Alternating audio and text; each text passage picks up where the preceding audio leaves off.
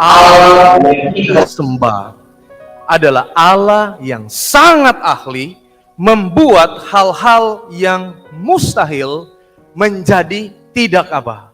Mustahil. Ingat saudara-saudara sekalian, Allah kita ini adalah Allah yang sangat ahli membuat hal-hal yang mustahil menjadi tidak apa? Tidak mustahil. Sahabat ini saya lihat ada Pak Simamora, kawan saya ini. Pak Simamora sudah 2 sahabat ya, hadir sama-sama dengan kita di gereja ini, luar biasa ya. Waktu saya bercerita di rumah, hati kecil saya jujur Pak. Hati kecil saya bicara, kita cerita panjang sampai malam ya. Hati kecil saya bicara, susah Bapak ini ke gereja. Tapi puji Tuhan, rupanya apa? Roh Kudus Tuhan apa? Melakukan perkara yang lain sehingga Bapak Simamora boleh apa? Boleh ke gereja. Allah kita adalah Allah yang sangat ahli membuat hal-hal yang mustahil menjadi tidak apa? Mustahil. Mari kita lihat di dalam Alkitab. Saudara buka Alkitab saudara. Kita akan melihat beberapa peristiwa yang dicatat di dalam Alkitab, yang mana kita dapat mendapatkan satu gambaran, oh benar, bahwa Allah yang kita sembah ini adalah Allah yang sangat ahli membuat yang mustahil jadi tidak apa? Mustahil. Mari kita lihat yang pertama saudara-saudara sekalian, tentang penciptaan daripada dunia ini. Kejadian pasal 1. Penciptaan dunia ini, Allah hanya berfirman. Dia hanya berfirman, maka jadi. Ya. Jadi. Ya. Kalau Tuhan Allah hadir saat ini, akan lebih mudah pekerjaannya Surveri. Ya. Mungkin Tuhan bilang, jadi bangunan sekolah yang baru. Langsung jadi. Ya. Kenapa? Karena ketika zaman penciptaan dunia ini, Allah hanya berfirman, sesuatu itu apa? Jadi. Ya. Coba saudara buka Kejadian 1, cerita penciptaan. Hari pertama, Allah berfirman, jadi apa? Terang. Hanya berkata, jadi terang. Hari kedua, hanya berkata, jadi cakrawala. Jadi cakrawala. Hari ketiga, jadi tumbuh-tumbuhan. Berfirmanlah Allah, jadi tumbuh-tumbuhan. Hari keempat, benda-benda penerang jadi untuk menguasai siang dan malam, yang besar siang, yang malam, yang kecil. Jadi. Hari kelima, hendaklah jadi makhluk-makhluk hidup yang ada berkeriapan di air dan burung-burung di udara. Jadi. Hari keenam, makhluk-makhluk hidup di darat, ternak, hewan, binatang. Jadi. Lalu manusia hanya berfirman, jadi. Allah kita luar biasa saudara-saudara sekalian. Dia punya rencana yang sangat indah untuk kita. Khususnya kita ini manusia. Coba saudara bayangkan kalau manusia itu tidak diciptakan terakhir, ya. Dia diciptakan di pertama.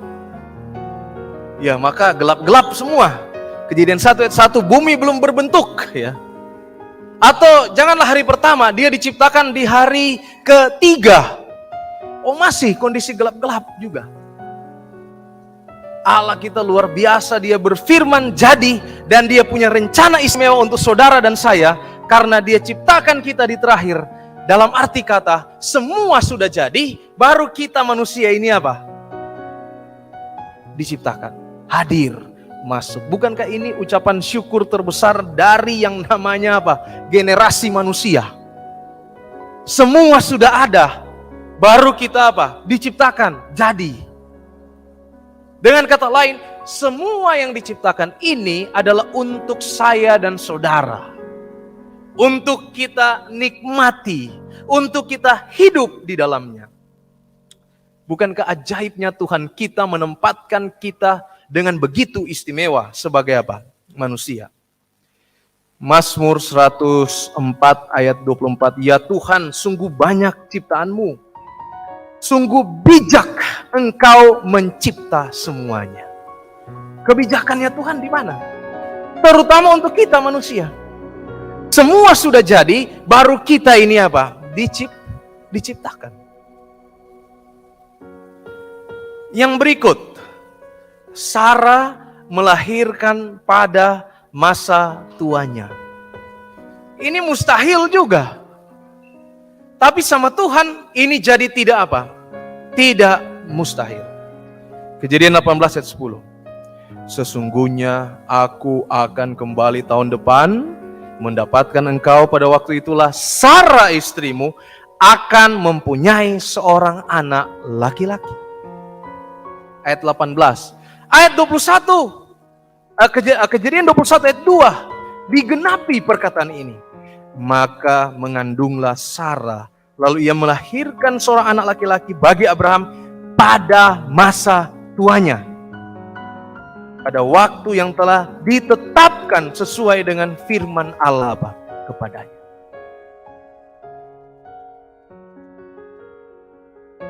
Saya punya teman, dia menikah sudah tua, istrinya sudah berusia. Memang agak ngeri-ngeri sedap juga ini kalau menikah di usia yang tua. Ya. Jadi ketika di dalam, dia cerita sama saya, ketika pada saat persalinan, karena istrinya ini sudah berumur, di ruang persalinan itu rupanya ada 3 tempat, tetapi hanya 2 yang terisi. Ya. Dan ruang tirai persalinan itu cuma dibatasi oleh tirai, ya, hanya oleh tirai. Jadi kita kedengaran kalau ngomong. Yang di sebelah ini rupanya agak mudah. Ya. Waktu mereka masuk sama-sama, istri teman saya ini lebih dulu melahirkan yang sudah tua ini. Lalu ibu yang di sebelah ini yang masih muda, dia belum melahirkan ya, pembukaannya masih lama sekali. Terus dia bilang beginilah sama suaminya, Pak, yang di sebelah itu sudah melahirkan belum? Yang mana? Itu loh yang tua-tua di sebelah. Ya, karena dia lihat memang sudah tua, jadi kok dia bisa melahirkan lebih cepat daripada saya. Rentan saudara-saudara sekalian ketika sudah tua. Tetapi bagi Tuhan tidak mustahil. Ketika Tuhan berfirman, Kejadian 18 ayat 10, kamu akan mengandung, kamu akan melahirkan seorang anak yang akan menjadi generasi penerusmu. Itu terjadi. Kejadian 21 ayat 2. Itu terjadi. Yang mustahil menjadi tidak mustahil. Pengkhotbah 11 ayat 5. Sebagaimana engkau tidak mengetahui jalan angin dan tulang-tulang dalam rahim seorang perempuan yang mengandung, demikian juga engkau tidak mengetahui pekerjaan Allah yang melakukan segala sesuatu. Jadi seringkali pikiran kita sebagai manusia tidak dapat menyelami cara kerja daripada Tuhan.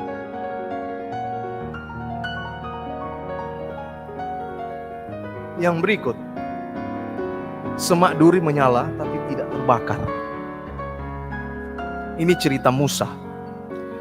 Musa mengembalakan kambing domba Jitro. Di ladang pengembalaan, waktu dia berjalan, dia lihat, ada kebakaran. Tapi yang menarik perhatian, ada api, tetapi semaknya nggak terbakar. Ini ajaib ini. Ya. Itulah sebabnya kata firman ayat 1 dan 2, Keluaran pasal 2, Musa pergi ke situ untuk lihat. Kenapa? Karena ini ajaib. Ya. Ini ada api, tapi semaknya tidak terbakar. Ini mustahil. Ayat 2, lalu malaikat Tuhan menampakkan diri kepadanya dalam nyala api yang keluar dari semak duri. Lalu ia melihat dan tampaknya semak duri itu menyala tetapi tidak dimakan api. Mustahil. Menyala tapi tidak dimakan api. Mustahil. Tetapi bagi Tuhan itu tidak mustahil. Tetap ada apinya, tapi semak duri itu tidak terbakar. Sebab itu respon Musa, dia bilang apa? Tuhan bilang sama, tanggalkan kasutmu. Karena di tempat di mana engkau berdiri itu adalah tempat yang apa? Yang suci. Ketika kita datang menyembah Tuhan, saudara-saudara sekalian. Kenapa kita harus menyembah Tuhan dengan terbaik yang kita miliki? Karena tempat ini adalah suci. Tempat inilah kita akan menyaksikan perkara-perkara yang mustahil menjadi tidak mustahil. Di gereja ini kita akan melihat, kita akan menyembah Allah yang bisa melakukan hal-hal yang mustahil menjadi tidak mustahil. Itulah sebabnya ketika kita datang ibadah, kita perlu menggunakan apa? Pakaian yang terbaik yang kita punya. Kita perlu menggunakan outfit yang betul-betul terbaik yang kita punya. Demi apa? Demi penghormatan kita kepada Allah kita. Kita nggak boleh main-main. Kenapa? Karena kita menyembah Allah yang luar biasa. Yang melakukan perkara-perkara besar di dalam kehidupan apa? Dalam kehidupan kita. Sesungguhnya rancanganku bukanlah rancanganmu, dan jalanmu bukanlah jalanku. Demikianlah firman Tuhan. Setinggi langit di atas bumi, demikianlah tingginya jalanku daripada jalanmu, dan rancanganku daripada rancangan. Kita menyembah Tuhan yang punya rancangan yang sangat tinggi. Dan seringkali pikiran kita sebagai manusia tidak bisa menyelami pikiran Tuhan itu. Itulah sebabnya di dalam setiap ibadah-ibadah kita perlu kita datang dengan hati yang tulus kepada Tuhan. Perlu kita betul-betul merendahkan diri kita. Kenapa? Kita menyembah Allah yang punya kekuasaan yang luar biasa. Nggak boleh main-main. Karena Allah kita punya rancangan yang jauh dari kita. Jangan kita memiliki kesombongan. Kita sok-sokan di hadapan Allah. Karena Allah kita punya rancangan yang jauh lebih besar dari apa? Kita. Kita ini hanya debu apa? Debu tanah. Hanya bagaikan kayak uap. Hilang.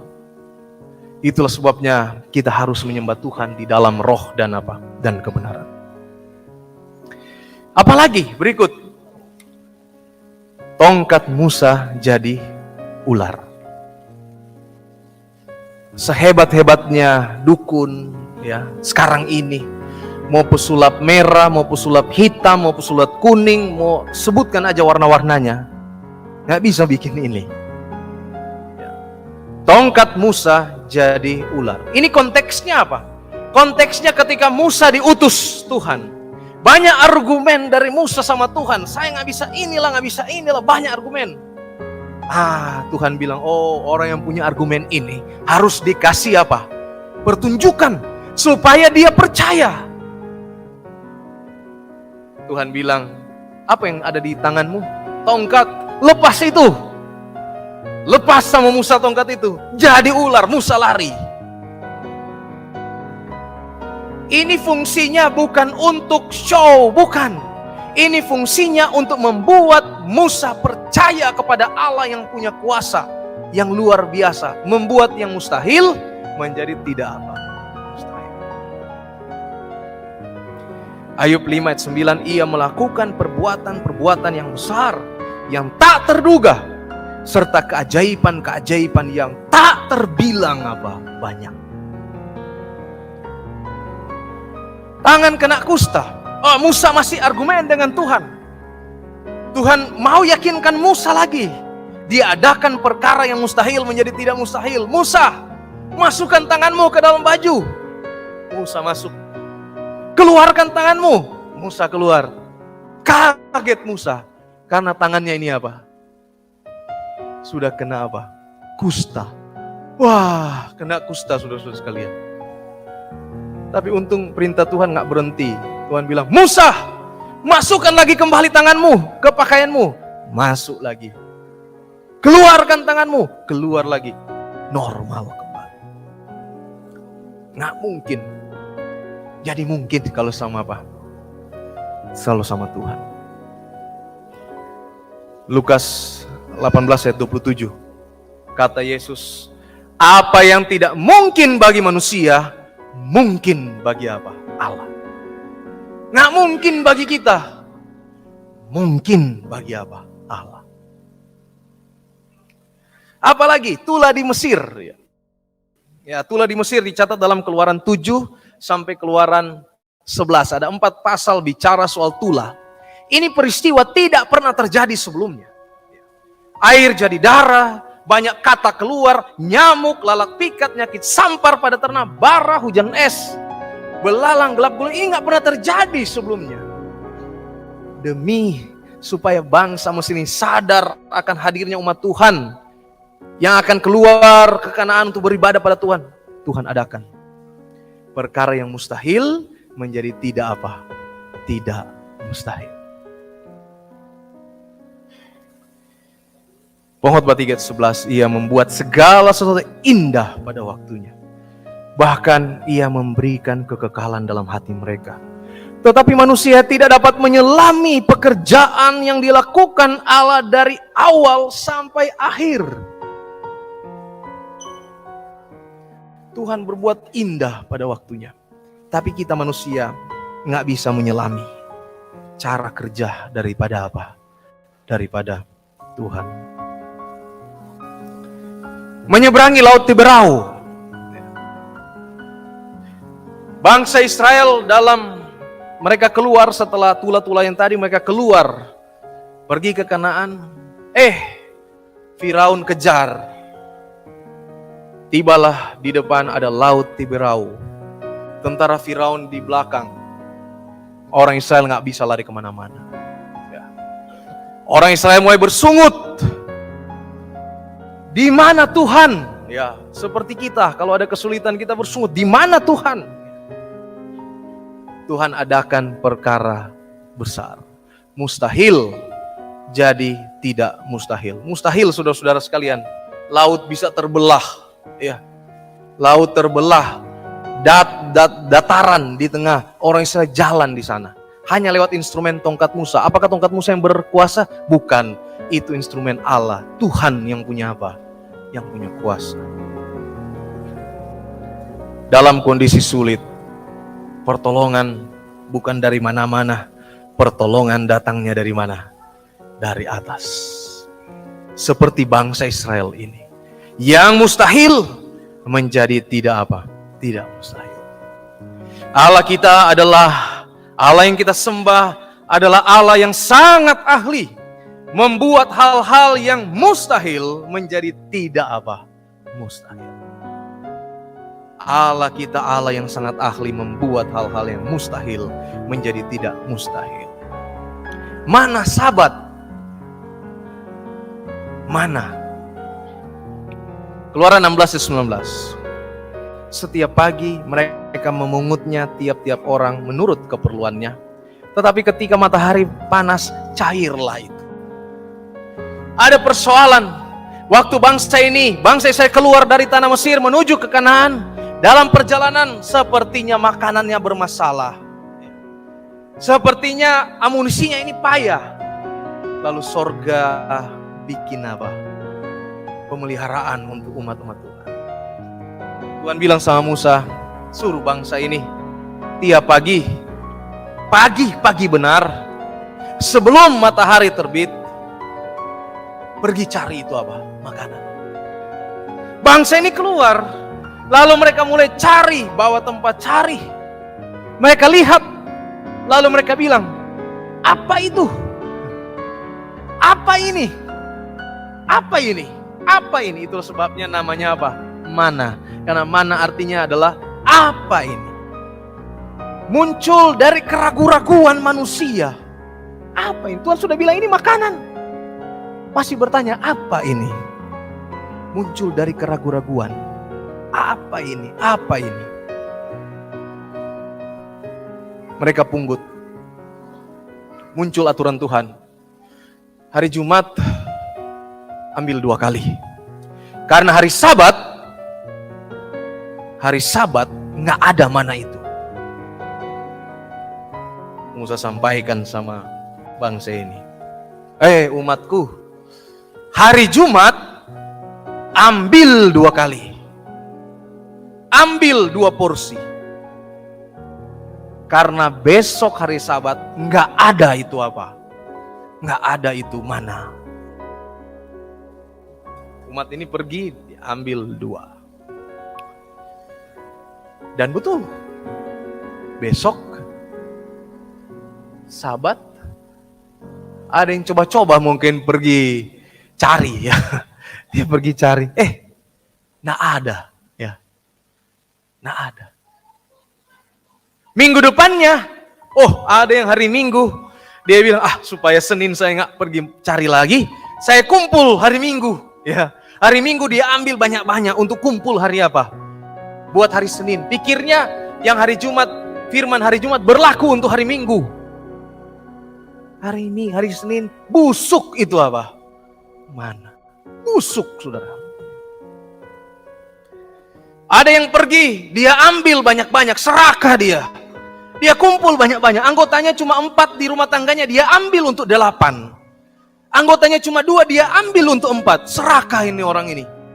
Kumpul, busuk yang lain. Saudara, Allah yang kita sembah sudah memberikan jatah pada kita. Aturan. Hari Sabat engkau ibadah. Ya. Sudah ada porsi-porsinya. Dari mana ini sudah diatur porsi-porsinya. Hari Sabat ibadah kita. Ya. Hari lain kerja kita. Ya. Malam tidur kita. Ya. Sudah ada porsi-porsinya. Rezekinya Tuhan sudah atur. Ya. Tuhan sudah berikan ini porsimu. Jangan iri punya orang. Ya. Syukuri apa adanya. Talentamu 2. Maksimalkan yang 2 ini. Jangan lihat-lihat yang 10 sana. Demikian pula yang dipercayakan 10. Banyak sekali urusan kita. Syukuri itu. Jangan tengok-tengok yang 1 dan 5. Sudah ada porsinya kita ini semua. Tuhan dari sorga sudah merencanakan porsi-porsi terbaik untuk kita. Untuk kita kelola, kerjakan. Itulah sebabnya kita adalah penata layanan. Saya senang dengan ayat ini. Amsal 10 ayat 22. Amsal 10 ayat 22. Berkat Tuhanlah yang menjadikan apa? Kaya. Susah payah tidak akan apa? Menambahinya. Perhatikan firman Tuhan ini. Berkat Tuhanlah yang menjadikan apa? Kaya. Hai orang-orang kaya. Kekayaan itu karena berkat apa? Tuhan. Itulah sebabnya berikan yang terbaik untuk apa? Tuhan. Hai orang-orang yang sementara berusaha untuk jadi kaya. Ingat ayat ini. Berkat Tuhanlah yang menjadikan kaya. Susah payah tidak akan apa? Menambahinya. Apa maksud ini semua, saudara-saudara sekalian, yang mustahil tidak mustahil. Allah melakukan ini nggak mungkin jadi mungkin. Apa maksudnya? Maksudnya adalah supaya saya dan saudara ini percaya. Nggak ada maksud lain. Supaya kita ini apa? Percaya. Keluaran 4 ayat 5 ini masalah generasi sebelum kita juga. Supaya mereka percaya bahwa Tuhan Allah nenek moyang mereka, Allah Abraham, Allah Ishak, dan Allah Yakub telah menampakkan diri kepadamu. Ini kata-kata Tuhan kepada Musa. Supaya kita percaya. Sederhana. Berarti kita ini masuk kategori orang yang tidak percaya. Yang mungkin selalu dipenuhi dengan kekhawatiran. Mungkin dipenuhi dengan kecemasan. Dipenuhi dengan keraguan-raguan. Buang itu semua. Kecemasan, keraguan-raguan, kekhawatiran, buang. Percaya sepenuhnya pada Tuhan. Karena Tuhan yang akan menolong kita di dalam apa? Kehidupan kita. Markus 9 ayat 19-24. Maka kata Yesus kepada mereka, hai kamu angkatan yang tidak percaya, berapa lama lagi aku harus tinggal di antara kamu? Berapa lama lagi aku harus sabar terhadap kamu? Bawalah anak itu kemari. Kata-kata Tuhan. Angkatan yang tidak percaya. Mujizat sudah diadakan, tapi gak percaya orang ini. Menjadi sebuah koreksi bagi kita umat Tuhan di zaman ini. Mari kita apa? Percaya kepada Tuhan dengan sepenuh hati kita. Yang kedua, selain supaya kita percaya, yang kedua adalah supaya kita beriman. Supaya kita beriman. Ya. Pelajaran sekolah sahabat tadi, Ibrani 11 ayat 1. Iman adalah dasar dari segala sesuatu yang kita harapkan dan bukti dari segala sesuatu yang tidak kita lihat. Mustahil, tidak mustahil. Kita percaya kepada Allah, gak kelihatan memang. Itulah sebabnya saudara-saudara sekalian. Perlu banyak-banyak kita baca firman Tuhan. Follow the Bible. Banyak-banyak baca Alkitab. Banyak dengar-dengar suara Tuhan. Kenapa? Kita harus akui kita kurang iman. Kita harus akui saya dan saudara kurang percaya. Untuk supaya percaya, untuk supaya beriman, banyak baca kenapa? Firman Tuhan. Ada cara lain. Cuma itu caranya. Banyak berdoa, banyak baca firman, supaya kita percaya, kita beriman. Lukas 18 ayat 8. Jika anak manusia itu datang, adakah ia mendapati iman di bumi? Satu misal Tuhan datang sekarang ini, hari Sabat ini Tuhan datang. Apakah dia dapati iman di antara kita di bumi? Kiranya ini boleh menjadi perenungan untuk kita semua. Tuhan memberkati. Amin.